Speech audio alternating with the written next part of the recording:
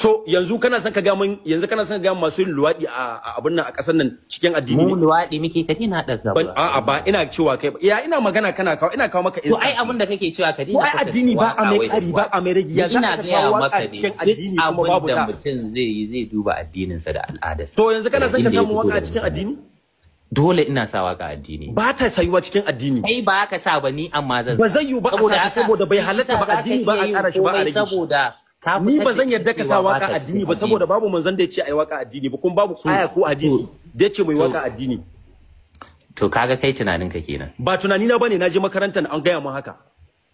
in kuma kana da malamin ka tura ne gurin shi akwai abubuwan da ba ai ba a da ai addini yanzu kuma an zo ana yin su da yawa a'a waka babu ta addini na yadda babu ita addini kai kuma haka ka ce da ta mai magana kawai ni kuma na yadda ba abun da zan yi baran duba addinin ba ai abun da yasa na duba addinin da kuma al'ada ta in zan yi wakar baran yi batsa ba baran kuma kama hannu ko kuma in rungu mace kamar yadda su da amma ba zai hana ta zama haramun ba ai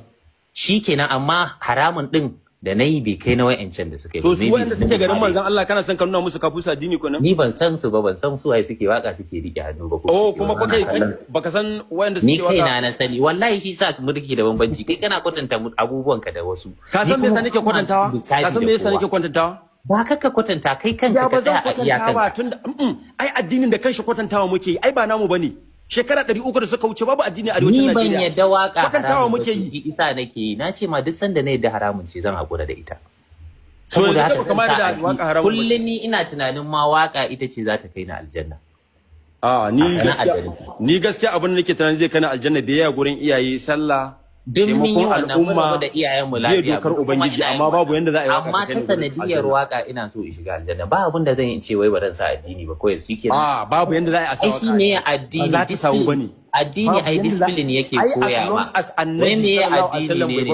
ne babu yanda a sata addini addini ba discipline zai koya ma abubuwa ba ta cikin addini kun ba za ta komai za ka sa addinin ka a ciki nan dai kan ba za mu yarda ba daga nan yanzu har gobe inda za ka sa waka addini ni a sanin da nawa addini ba zan yarda ba